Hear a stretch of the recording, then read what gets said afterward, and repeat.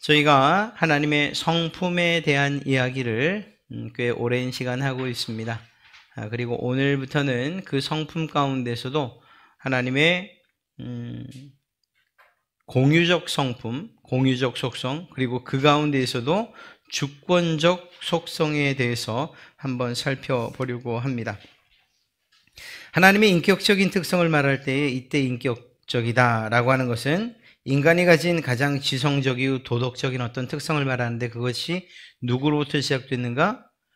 사람을 만드실 때에 하나님의 형상을 따라 지으신 이 일로부터 시작됐으니, 사람이 가지고 있는 완전한 인격이라고 할 때 그 완전함은 하나님의 성품을 닮아 있는 것이라고 이야기해도 결코 틀리지 않을 것입니다. 물론 인격적이다라고 할 때에 이러한 인격적인 특성이 하나님과 인간이 공유하고 있지만, 하나님의 것과 사람의 것은 근본적으로 그리고 질적으로 큰 차이가 있다고도 말씀드렸습니다. 공유적 속성을 분류할 때에 지성적인 속성, 그리고 또 도덕적인 성품과 속성, 그리고 오늘 우리가 살펴보려는 도덕적 성품이 있다고, 주권적 성품이 있다고 말했습니다. 하나님의 주권이라고 하면 무엇을 의미하는 것일까요? 하나님의 주권, 우리가 많이 얘기하죠. 하나님께 주권이 있습니다, 이렇게 말하는데, 그것은 최고의 권위, 독립적인 권위, 절대적인 권위가 하나님에게 있습니다 라는 그러한 의미입니다. 그래서 그분이 결정하는 것, 그분의 뜻이 가장 최고의 권위를 지닌다, 이렇게 이야기할 수 있는 것이죠. 그런 점에서 하나님의 주권적 속성을 살펴볼 때에 그 주권적 속성을 정의하라고 하면, 하나님이 우주 만물의 창조자요, 통치자요, 심판자로서 하나님이 모든 피조물에 대해 가지고 계신 하나님의 주권적인, 앞서 말씀드리려 하면 최고의 독립적인 절대적인 권위라는 그러한 뜻을 의미하는 것입니다. 그것이 하나님에게 있다는 것을 말하는 것이죠. 그래서 오늘 하나님의 뜻과 그리고 하나님의 능력, 이 두 가지를 좀 살펴보려고 합니다. 이 두 가지가 서로 분리되어 있지 않기 때문에 이 두 가지를 이야기합니다. 하나님의 뜻이라고 할 때에 그것은 하나님의 의지라는 그러한 말로서 이야기할 수 있습니다. 하나님의 뜻, 그저 그냥 생각만 하시고 계획만 세우신 것이 아니라 그 뜻을 이루시는 의지, 이것까지 포함해서 하나님의 뜻이라고 이렇게 이야기를 합니다. 그래서 하나님의 뜻이란 무엇이냐라고 묻는다면, 하나님의 자기 결정 능력, 그러니까 하나님께서 어떤 일을 계획하시고 또 어떤 일들을 목적하시고 그리고 선택하실 때에 그때에 하나님의 능력을 이야기합니다. 이러한 것들을 스스로 결정하시고 그리고 이루시는 그러한 하나님의 능력을 이야기하는 것이죠. 그러니까 이 뜻과 능력은 서로 같은 관계가, 이 같은 계열에서 이 관계가 있습니다. 전혀 무시될 수 없는 것입니다. 우리가 세상 가운데 살아가면서 여러분 개인이나 혹은 자연 만물이나 혹은 역사의 흐름이나 우연히 생기는 것 같고 우연히 흘러가는 것 같고 그렇게 생각이 듭니다만, 또 그리고 실제로 그렇게 믿는 사람들도 많고요. 그러나 우리 믿는 신자들은 어떻게 세상의 흐름과 또 시간, 역사, 또 우리가 사는 이 삶의 환경들, 그것들의 변화, 이걸 어떻게 바라볼까요? 작게는 우리 개인의 변화, 우리 개인의 삶에 대해서. 모든 신자들은 이러한 이 모든 일, 개인적이든 사회적이든 국가적이든 아니면 전 우주적이든 이러한 모든 일은, 그 모든 일의 궁극적인 원인은 하나님의 뜻에 있다, 이렇게 우리는 믿고 있습니다. 우리가 움직이며 살아가는 것, 또 우리가 어떠한 일들을 하는 것, 어떠한 결정을 하는 것, 우리뿐만 아니라 어떤 사람, 어떤 단체, 혹은 국가, 혹은 온 우주, 이렇게 그냥 우연히 무심히 흘러가는 것 같지만, 그리고 이루어져 가는 것 같지만 그 안에는 하나님의 뜻이 있다라는 것이죠. 에베소서 1장 11절 말씀, 우리가 오늘 읽은 말씀을 살펴보면 모든 일을 그의 뜻의 결정대로 일하시는 이의 계획을 따라. 네, 모든 일, 우리가 아는 또 알지 못하는 모든 일이 누구의 뜻에 의해서 움직여지고 또 실행되어지느냐? 하나님의 뜻에 의해서 그분의 계획에 따라서 이루어지고 실행되어진다라는 것이죠. 그의 뜻의 결정대로 일하시는 이의 계획을 따라 우리가 예정을 입어 그 안에서 기업이 되었다라고 성경은 말하고 있습니다.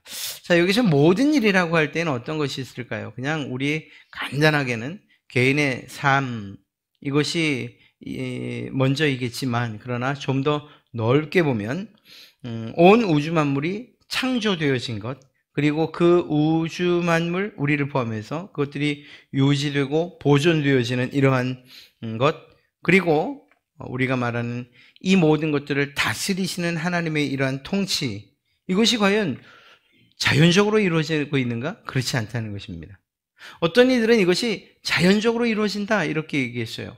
하나님은 그저 창조하셨을 뿐이고 그 피조 세계에 세워두신 자연의 법칙을 따라서 이것들은 스스로 움직여간다. 그래서 이신론이 주장되기도 했습니다. 하나님은 만들어 놓으셨고 그곳에 법칙을 세우셨기 때문에 팔짱 끼고 계신다 이렇게 생각하는 사람들도 있었습니다. 그러나 우리는 성경적으로 믿는 우리는 그렇게 말하지 않죠. 하나님은 만드셨을 뿐만 아니라 그것들을 유지하고 보존해 가신다.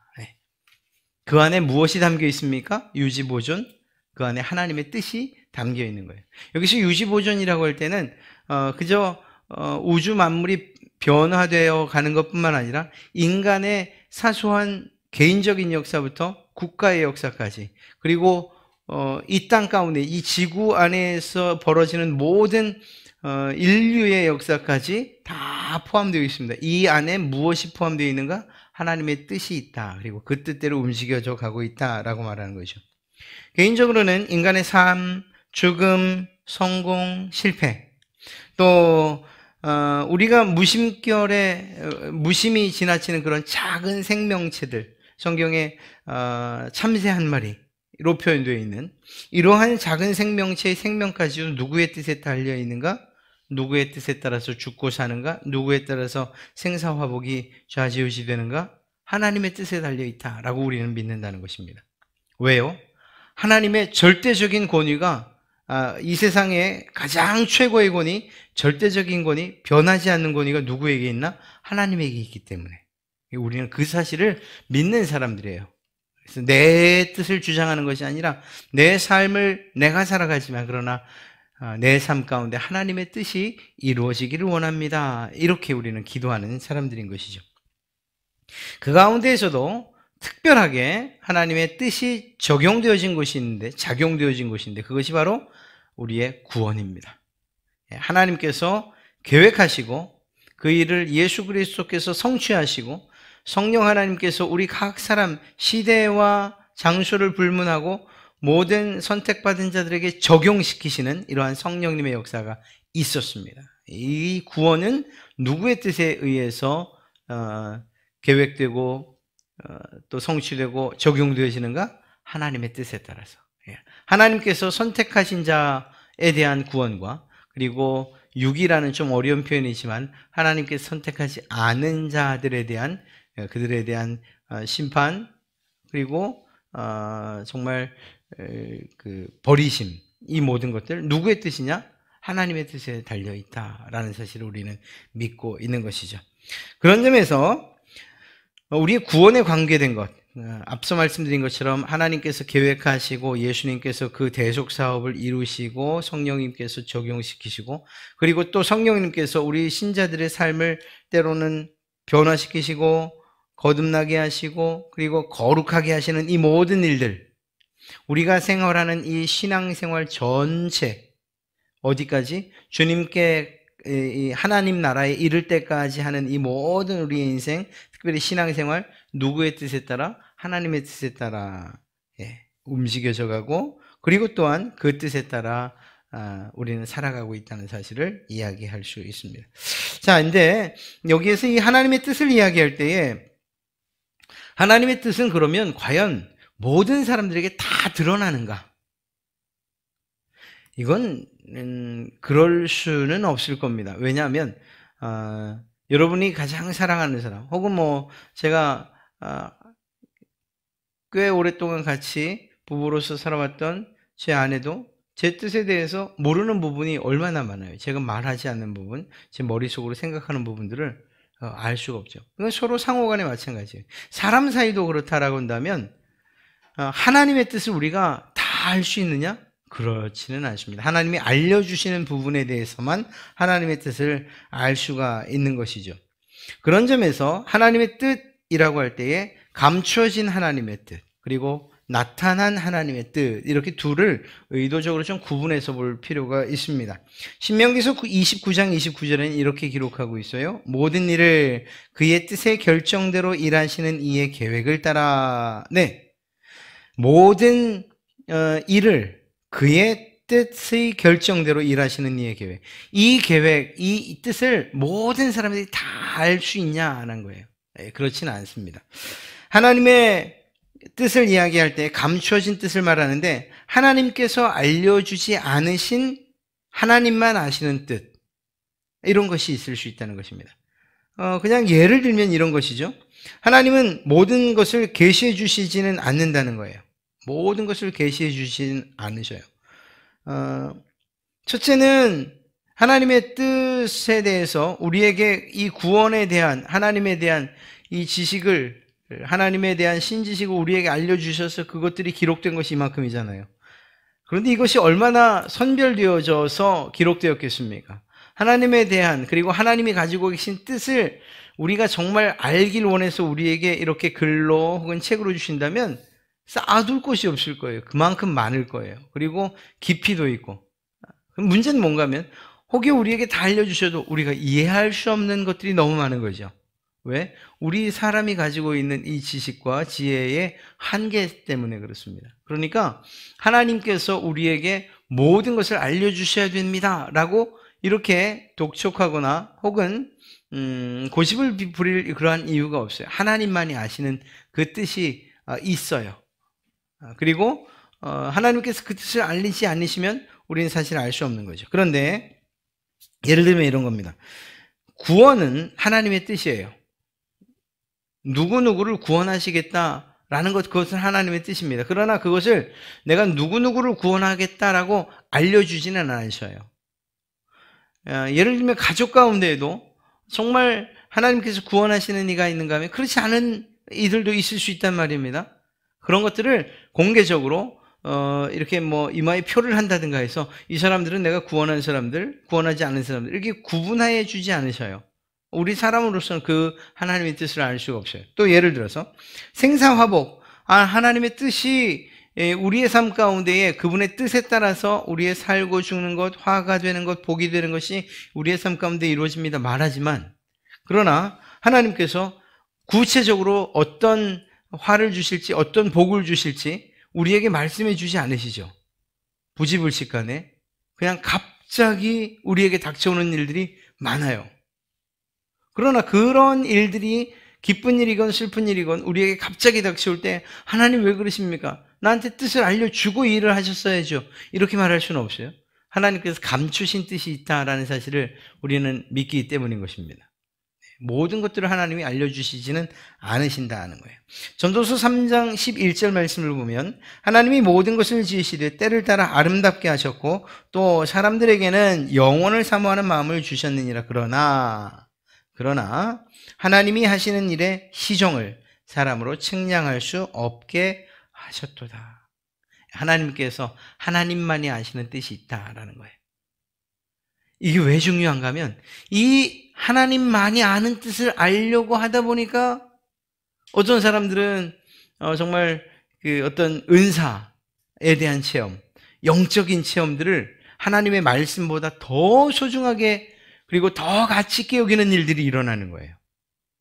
하나님의 뜻, 이 성경에 나타난 하나님의 뜻 말고 나에게 말씀하시는 하나님의 뜻이 또 혹시 있지 않을까? 이런 정말 어찌 보면 영적인 그러한 갈망이라고도 말할 수 있으나 하나님께서 그어놓으신 경계를 넘어서려는 우리 인간들의 시도가 있을 수 있다니까요. 그건 아니라는 것입니다. 왜냐? 하나님께서 이렇게 계시하지 않으신, 감추어진 뜻이 있는가 하는 반면에 또 사실은 많은 것들을 우리에게 계시해주고 계셔요. 하나님이 알려주신 하나님의 뜻이 있다는 것입니다. 하나님의 이 말씀, 이 성경을 통해서 사실은 하나님의 뜻을 거의 다 계시해 주셨어요.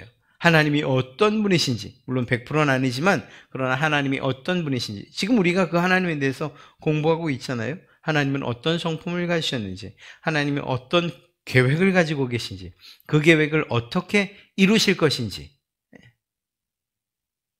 하나님께서 당신의 백성들을 어떻게 선택하셨는지, 그리고 그 백성들을 어떻게 인도하셨는지, 하나님과 하나님의 백성들에 대한 관계에 대해서도, 그 백성됨에 대해서도, 그리고 그 결말에 대해서도, 이 세상의 마지막에 대해서도 하나님은 거반 우리에게 필요한 것들을 다 제공해 주셨어요.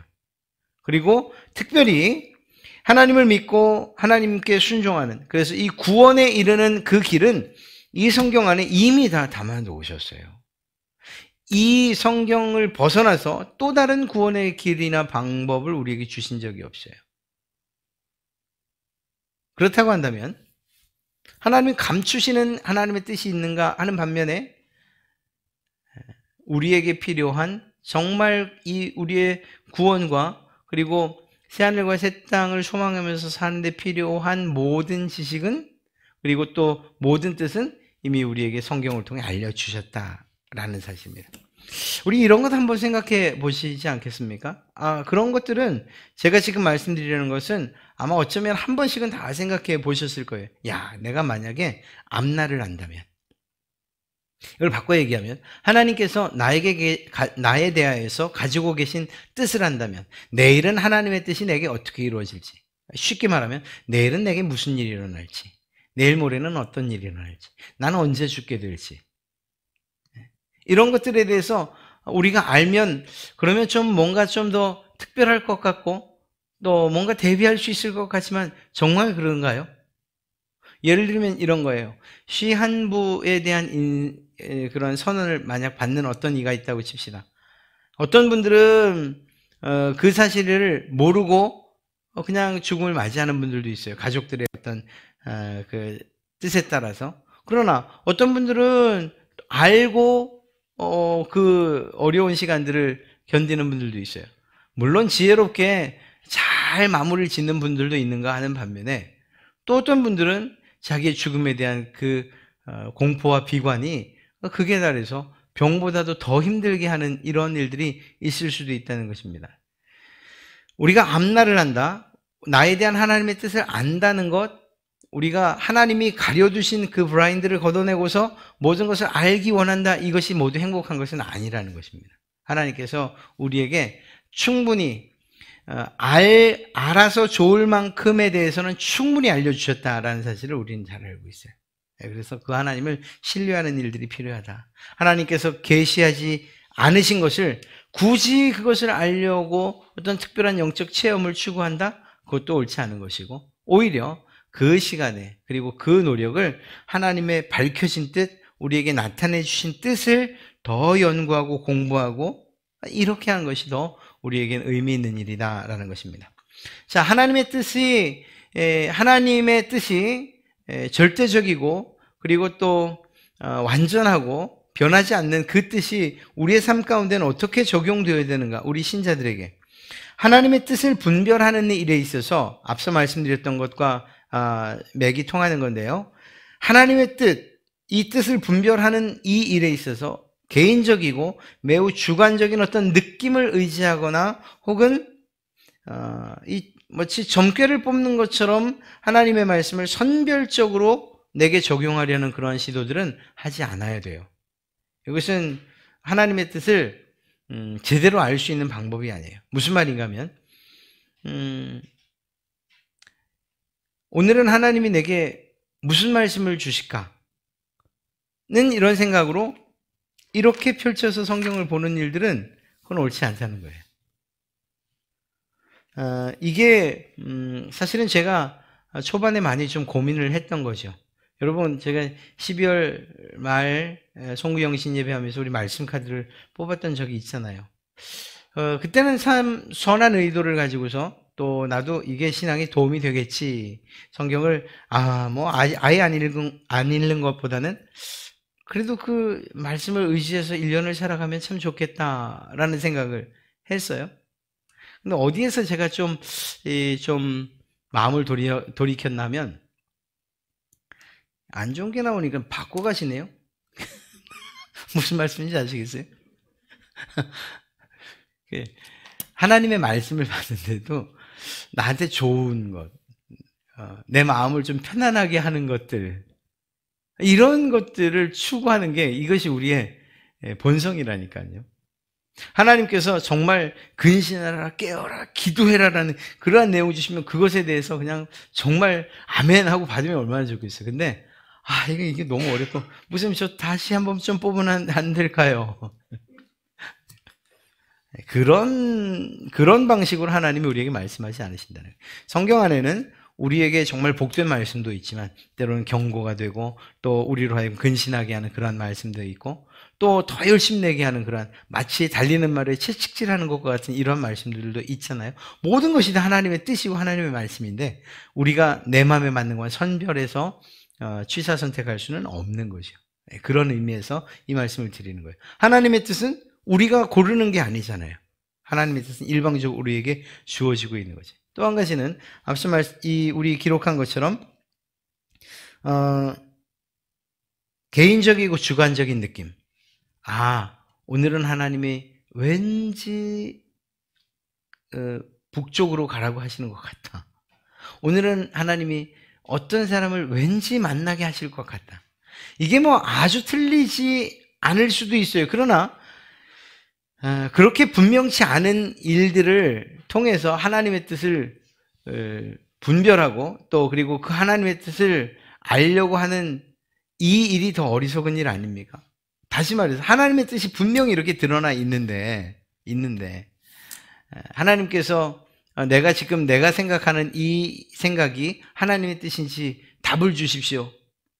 만약에 맞다면 초록색 불을 보이시고 아니라면 빨간색 불을 보이십시오. 이렇게 기도하는 것, 이거는 옳지 않다는 걸 말하는 거예요.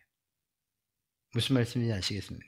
그러니까 하나님의 뜻은 만약에 하나님이 가리우신 부분들을 이렇게 매우 개인적이고 주관적인 어떤 표시 혹은 사인을 통해서 알기로 한다면 이것이야말로 신비주의에 빠지기 쉬운 그런 길이 될 겁니다. 그건 옳지 않아요.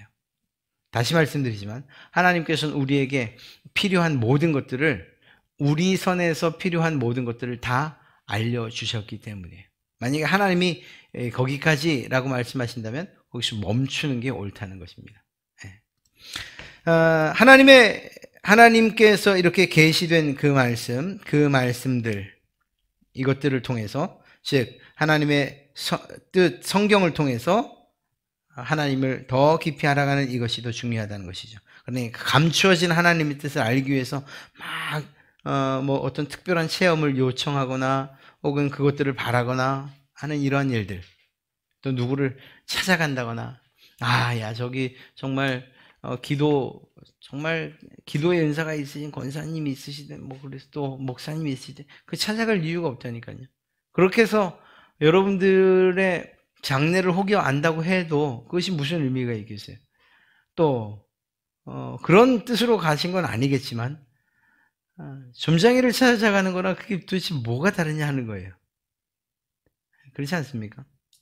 하나님께서 오히려 내게 주시는 그러한 하루하루의 그분의 뜻을 알아서 살아가는 것, 열심을 다해 살아가는 것, 힘있게 살아가는 것, 이것이 오히려 하나님을 기쁘시게 하는 일이라는 거죠. 자, 그 다음에 우주 만물의 창조 그리고 섭리와 구원에 필요한 하나님의 뜻 그리고 신자들이 알아야 할 그러한 삶에 대한 하나님의 뜻을 어디에요? 이 말씀 가운데 이미 계시해 주셨다니까요. 그래서 우리는 그 하나님을 신뢰하면서 하나님의 말씀을 통해서 하나님이 어떤 뜻과 계획을 가지고 계신지를 우리는 충분히 알 수 있다는 것입니다. 하나님의 뜻대로 살아가는 것, 이것은 먹든지 마시든지 하나님의 영광을 위하여 살아가는 그러한 삶이라는 사실을 성경은 이야기하고 있습니다. 이렇게 하나님의 뜻을 이야기할 때에 반드시 이 뜻만이 아니라 이 뜻이 이루어지는, 즉 하나님의 능력에 대해서도 함께 우리는 생각해 봐야 돼요. 하나님은 단지 계획하시는 분, 뜻만 가지고 계신 분이 아니고 그 뜻을 반드시 이루시는 분이라는 거죠. 그 뜻을 이루실 때에 무엇이 필요하냐? 하나님의 능력이 필요한 것입니다. 그리고 그 능력은, 하나님의 능력은 전능. 그래서 하나님의 성품 가운데 이 전능하심이 있는 거예요.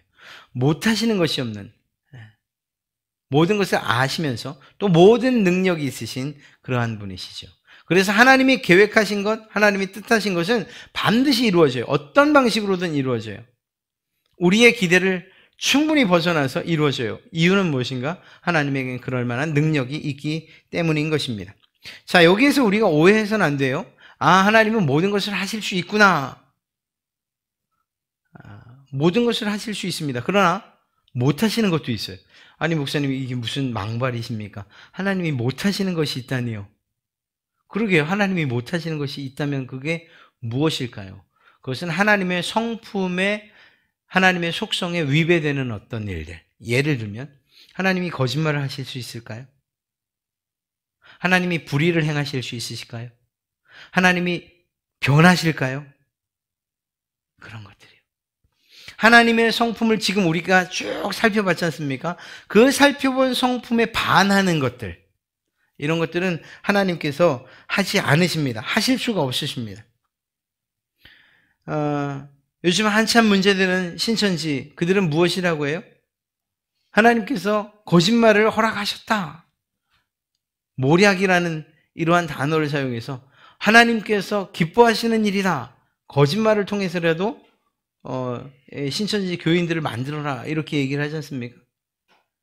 하나님의 성품에 빗대어서 그들이 옳고 그름을 판단할 수 있습니까? 만약에 한다면 그들은 정말 옳은 그 종교입니까? 하나님께서 기뻐하시는 그러한 종교일까요?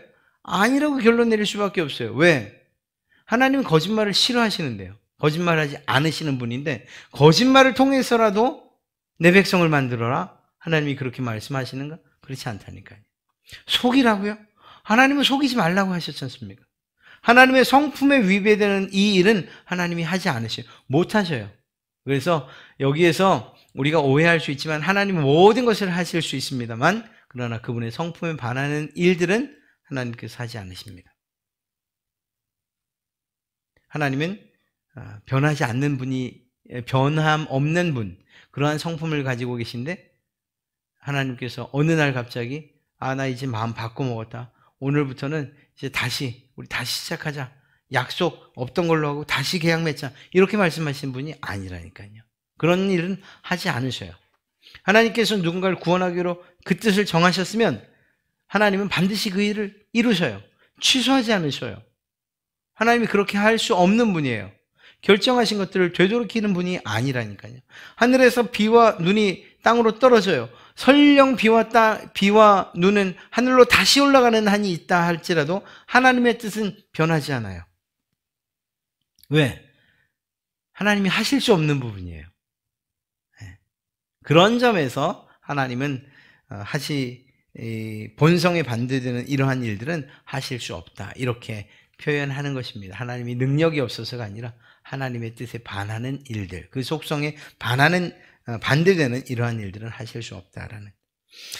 하나님의 뜻을 행하시는 데에 필요한 것이 무엇이라고요? 그분의 능력이라 말씀드렸습니다. 사람들은요, 계획을 가지고 있어요. 뜻을 가지고 있어요. 내가 이제 이렇게 해야지. 나는 이제 정말 성공해야지. 아니면 부자가 돼야지. 뭐 이런 뜻을 가질 수 있죠. 뜻을 가질 수 있어요. 그렇죠. 꿈꾸는데 돈 들지 않는다고 얘기하잖아요. 근데 그 꿈이 정말 이루어지는 데는 많은 제한적 요소를 가지고 있어요. 그렇죠. 그것은 우리의 인간의 한계예요. 타고난 한계예요. 모든 것을 꿈꾼다고, 모든 뜻을 가지고 있다고 그것을 다 이룰 수 있는 능력이 사람에게 있느냐? 그렇지 않다니까요. 그러나 하나님은 모든 능력을 가지고 계시다는 거예요. 하나님의 능력은 무한하시기 때문에 자신이 세우신 계획과 목적을 모두 이루실 수 있다.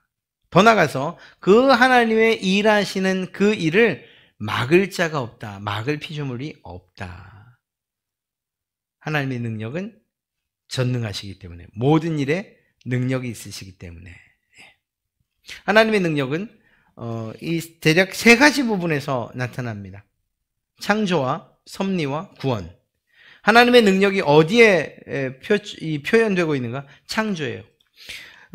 예레미야서 32장 17절 말씀을 보면 슬프도소이다 주 여호와여 주께서 큰 능력과 펴신팔로 천지를 지으셨사오니 주에게는 할 수 없는 일이 없으시니이다. 모든 일에 능력이 있으십니다. 라고 그렇게 성경 저자가 기술하고 있죠. 모든 일, 세상을 만드시는 이 모든 일, 이 하나님을 알지 못하는 사람들, 세상 사람들은 이 부분에서 걸려 넘어져요. 하나님이 천지를 만드셨다고? 말씀으로 만드셨다고? 6일 만에 만드셨다고?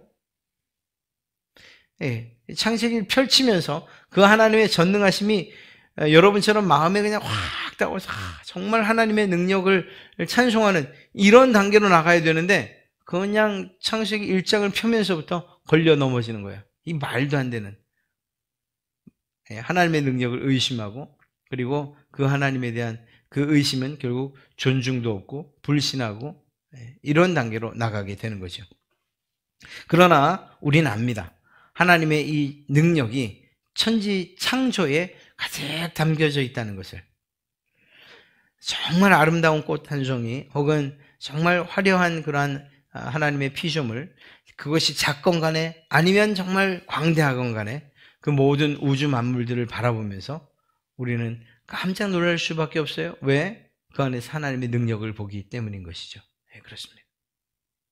하나님의 능력은 이렇게 창조에만 아니라 이 창조된 세계를 유지하고 보존하시는 하나님의 섭리, 이 섭리에도 하나님의 능력이 사용되는 거예요. 하나님께서 만들어 놓으시고 이제 너희들이 알아서 한번 움직여봐라 라고 말씀하지 않으신다니까. 기계 태엽을 감아서 이 작동되는 왕구들이 막 움직여가는 것처럼 그렇게 세상을 방치하시는 분이 아니시고, 만들어 놓으신 모든 것들, 그 모든 만물들, 그것이 미물이든 아니면 사람이든 우리가 가까이 할 수 없는 거대하고 위대한 자연이든 그 어떤 것이든 간에 하나님이 그것들을 유지하고 보존하시는 이러한 섭리를 베풀고 계시다니까요. 그리고 이 섭리는 단순하게 그냥 그 어떤 한순간 그리고 어떤 한 텀 이것이 아니라 인간이 처음 만들어진 다음서부터 인간의 모든 역사들, 그리고 한 나라만이 아니라 다른 나라, 그리고 생겨났다가 없어진 나라의 역사들을 통해서도 하나님은 모두 섭리하고 계셔요. 개인적으로도 섭리하시고 사회적으로도 섭리를 하고 계시고 국가적으로도 유지하고 보존하시는 일들이 있고, 이 국가와 국가 간의 관계들을 통해서도 이 세상을 유지하고 보존하시고요. 역사를 통해서, 법률을 통해서, 혹은 사람들의 그러한 이 관계들을 통해서도 하나님은 섭리하고 계셔요. 사람들뿐만 아니라 자연도 마찬가지고요. 하나님의 유지하고 보존하시는 그 능력에서 벗어난 하나님의 피조물들은 없다. 작은 참새 한 마리도, 혹은 거대하게 보이는 온 우주도 그것도 하나님의 손 안에, 그 다스리심 안에 있다는 사실이죠. 그것이 무엇으로 그렇게 다스려지겠습니까? 하나님의 능력이라는 거예요. 이런 것들을 유지하고 보존하실 만한 능력이 그분에게 있습니다. 우리가 이렇게 믿는 거예요. 하나님은 창조하실 능력이 있습니다. 그 창조하신 것들을 유지하고 보존하시고 섭리하시는 능력이 있으신 분이십니다. 제일 중요한 것은 이 우주 만물을 유지하고 보존하시는 것뿐만 아니라 가장 사랑하는 피조물들, 죄 때문에 하나님과 함께할 수 없는 이 사람들의 구원을 이루시는 이 일에 하나님의 능력이 사용되고 있습니다. 구원 사역인데요, 고린도전서 1장 24절 말씀을 보면 오직 부르심을 받은 자들에게는 유대인이나 헬라인이나 그리스도는 하나님의 능력이요. 예수 그리스도가 이 땅에 오셔서 행하신 모든 구원사역, 이 모든 것은 하나님의 능력이다. 말씀드렸죠? 하나님께서 우리 죄 지은 인간들을 구원하시기 위한 계획을 세우셨어요.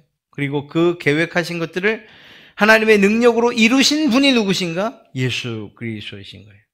하나님의 능력으로 우리에게 적용시키신 분이 누구신가? 성령 하나님이신 거예요. 그러니 하나님의 능력이 없이는 우리가 구원에 이르를 수 있는 방법이 없어요. 하나님의 능력이 있으셨기 때문에 그 능력이 우리를 구원으로 이끌어 가고 있는 것을 우리는 시인하고 고백해야 됩니다. 우리에게 우리의 삶 가운데에 그저 우리가 살아가는 일상만이 아니라 우리의 영원을 책임지는, 우리로 하여금 새하늘과 새 땅을 소망하면서 살아가게 한 이 일이 무엇이냐, 무엇으로부터 시작됐느냐? 하나님의 능력으로부터 시작됐다. 우리는 이렇게 믿고 있는 것입니다.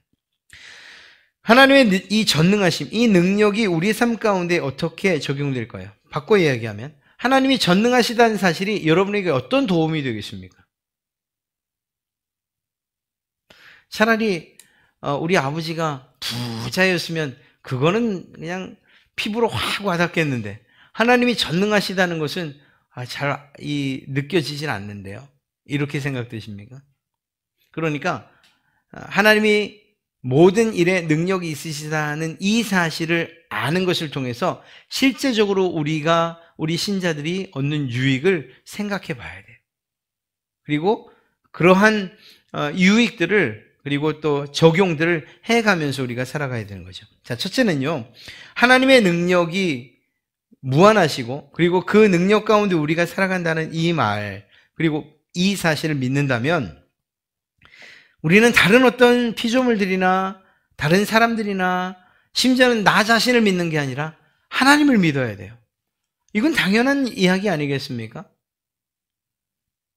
저는 능력이 없어요. 사람들도 그 능력에 한계가 있어요. 그런데 하나님은 능력에 있어서 한계가 없으신 분이에요. 모든 것들을 할 수 있는 분이에요. 내가 누군가를 믿고 의지하고 따라야 된다면 누굴 믿고 의지하고 따르겠습니까? 능력에 있어 한계가 있는, 뭔가 좀 부족한 그런 사람, 혹은 친구, 혹은 부모, 혹은 자식을 의지하겠습니까? 아니면 모든 일에 있어서 모든 능력을 행하시는 그 하나님을 의지하겠습니까? 이건 무르나마나인 거죠. 그런데 안타깝게도 참 신자임에도 불구하고 눈에 보이는 사람, 그리고 당장에 나를 도울 것 같은 그런 어떤 도움을 주는 그런 사람, 혹은 그것이 부모이든 자식이든지 간에 감각적으로 느껴지고 보여지는 것들을 믿고 의지하는 이러한 습성이 우리에게 있다라는 것입니다. 그렇지 않아요. 비록 우리 눈에 보이지 않지만, 그러나 모든 것들을 창조하시고 유지하고 보존하시고 우리의 구원을 위해서 그분의 능력을 행하신 그 예수 그리스도, 그 하나님을 전적으로 의지하는 이 일들을 우리가 멈춰서는 안 된다는 것입니다. 고린도후서 12장 9절부터 10절 말씀을 보면 이렇게 기록하고 있죠. 나에게 이르시기를 내 은혜가 내게 족하도다. 이는 내 능력이 약한 데서 온전하여짐이라. 그러므로 도리어 크게 기뻐함으로 나의 여러 약한 것들에 대하여 자랑하리니. 사도 바울의 이야기예요. 이는 그리스도의 능력이 내게 머물게 하려 함이라. 그러므로 내가 그리스도를 위하여 약한 것들과 능력과 궁핍과 박해와 공고를 기뻐하노니 이는 내가 약한 그때에 강함이라. 이 말이 무슨 말입니까? 인간을 의지할 게 없어요. 오히려 우리의 약함을 통해서, 약할 그때에, 그래서 모든 것들을 할 수 없다고 말하는 그때에 하나님의 능력이 우리 가운데에서, 그 전능하신 능력이 우리를 위해서 작동되어진다라는 것입니다. 세상 사람들을 의지하지 마시고, 그리고 전적으로 하나님만을 바라보세요. 신학교에서 이 공부하다 보면 교수님들이 지나가는 말로 이야기를 해요. 저는 여러분들을 믿어요. 그런데 이렇게 얘기해요. 성도들 믿지 말고 하나님만 바라봐. 이렇게 얘기해요. 이게 어떤 의미겠습니까? 성도를 사랑하지 말라, 뭐 이런 얘기는 아니잖아요. 그러나 예를 들면 헌금 많이 하시는 장로님, 혹은 또 집사님, 그분 그 사람 바라보고선 교회가 커갈 것처럼 그렇게 기대하지 말라는 거예요. 잘해주는 사람들 그냥 그거 기대하다가 언젠간 그냥 여지없이 쓰러지고 만다는 거예요. 사람 바라보지 말고 사람 의지하지 말고 하나님 바라보라는 그런 의미인 거예요. 그래서 그걸 또 바꿔 이야기하면 그러죠. 성도들은 사랑할 대상이지 사랑할 사람들이지 의지할 사람들은 아니에요. 이렇게 가리켜요. 이렇게 가리켜요. 여러분들 저 믿지 마세요. 믿는 건 오직 하나님. 저는 좀 불쌍히 여겨주세요. 그러면 충분해요. 저도 여러분들을 사랑할 테니까 믿지는 않겠습니다. 하나님만 믿겠습니다. 이게 올바른 우리의 태도라는 거예요. 사실 사람 때문에 그 사람 믿었다가 낙심하는 일들이 얼마나 많은데요. 이건 사실 가장 가까운 이 관계일수록 그 낙심은 더 커요. 예를 들면 가족이라든가. 그러니까 모든 사람들은 사랑할 대상이고요. 믿을 만한 대상은 못 돼요. 오직 믿을 그분은 하나님밖에 없다.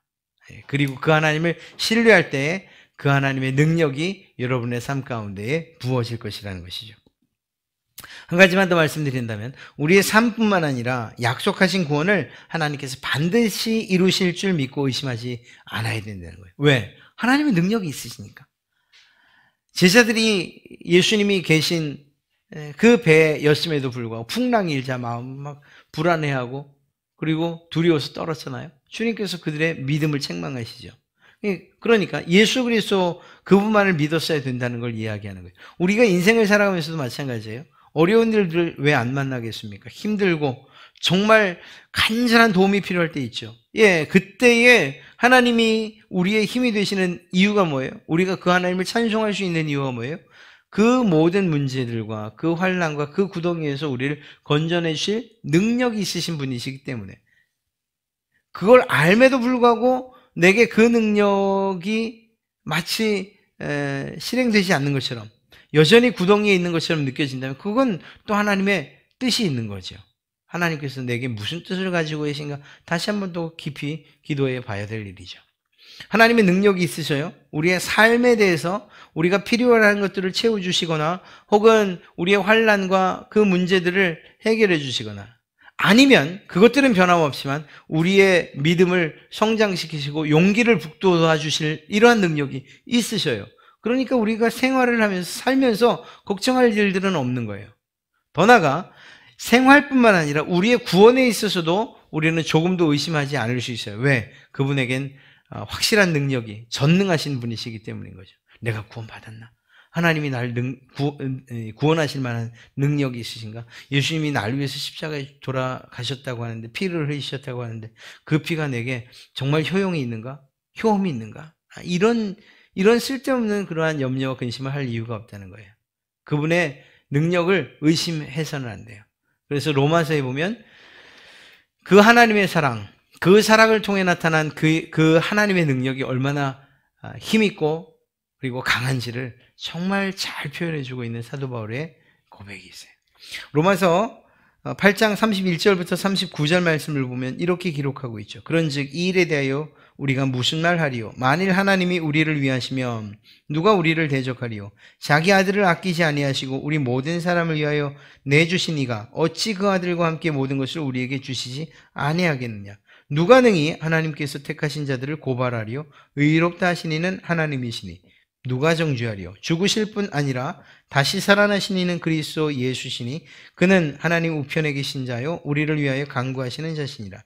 누가 우리를 그리스도의 사랑에서 끊으리요? 환난이나 공고나 박해나 기근이나 적신이나 위험이나 칼이랴.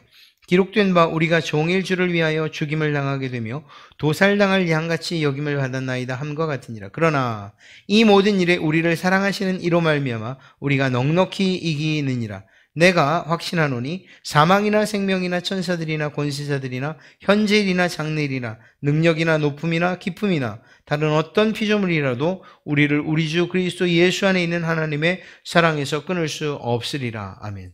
바꿔 이야기하면 하나님에게 능력이 있어서 우리를 붙잡으신 그 팔의 힘이 약해지거나 하나님의 능력이 감소되거나 이런 일이 없다는 거예요. 하나님의 능력은 우리를 내가 널 지키겠다 하면 반드시 지키시는 하나님. 우리의 삶 가운데에 우리가 낙심할 만한 일이 아무리 일어난다 할지라도 내가 널 지킨다라고 말씀하셨고 그 일을 시작하시면 그 능력으로 우리를 반드시 지키시는 하나님. 이러한 하나님의 능력을 우리는 믿는다니까요. 그리고 그 믿음을 가지고서 세상을 향해서 나가서 정말 담대하게 살아가야 된다고 말씀드리고 있는 것입니다. 우리가 세상 가운데서 낙심할 이유가 없어요. 절망할 이유도 없어요. 무엇인가 안 된다고 해서 그래서 포기할 일들은 더더욱이 없어요. 설령 나는 그럴 수 있다 할지라도 하나님은 결코 포기하지도 않으시고 그 모든 일들을 행하실 수 있는 능력이 있는 바로 그분이에요. 그러니까 우리에게 필요한 것은 그 전능하신 하나님을 신뢰하는 것. 그분의 능력을 믿는 것. 여러분, 부모들, 특히 아빠들이, 아이들이 어릴 때 얘기해요, 어릴 때. 그 아이가 뭐 알아서 그런 얘기를 한 건 아니에요. 아이고, 아빠는 그것도 못해요. 그럼 또 이 불같은 자존심이 확 일어나죠. 예, 부모들은 그럴 수 있어요. 사람 부모들은요. 그러나 하나님 그것도 못해요? 이렇게 이야기할 분이 아니라니까요. 하나님이 어떤 일을 못하시겠습니까? 그러니까 우리에게 필요한 것은 하나님 그것도 못해요가 아니라 하나님께서 그 모든 일들을 하실 수 있다고 저는 믿습니다. 저는 확신합니다. 그러면 그 일이 왜 이루어지지 않는가? 그럼 앞으로 또 가야 되는 거예요. 하나님의 뜻이 무엇인가를 살피게. 그래서 하나님의 뜻과 하나님의 능력, 이 둘은 균형 있게 우리가 신앙하면서 함께 이렇게 균형을 맞춰서 가지고 가야 되는 거예요. 마치 양동이를 어깨에 맨 것처럼 어느 한쪽도 가벼이 여겨서는 안 돼요. 하나님의 뜻, 하나님의 능력. 하나님의 능력이 없어서 우리의 삶 가운데 이루어지지 않는 것이 아니고 하나님의 뜻이 있기 때문입니다. 하나님의 뜻이 우리에게 이루어질 때는 반드시 하나님의 능력이 필요하다. 하나님은 그 능력이 충분하신 분이시다. 이렇게 말입니다. 그때에 우리의 신앙의 균형과 함께 하나님을 전적으로 의지하면서 그래서 우리가 말하는 바처럼 세상을 향하여 승리를 선포할 뿐만 아니라 실제로 승리를 취하면서 그렇게 우리가 살아가게 될 줄로 믿습니다. 하나님의 뜻에 드러난 하나님의 뜻에 순종하시고 그리고 그 뜻이 우리의 삶 가운데에 그 능력으로 하나님의 능력으로 이루어진다는 사실을 신뢰하고 나가시는 그러한 여러분 되시길 주님의 이름으로 축복합니다.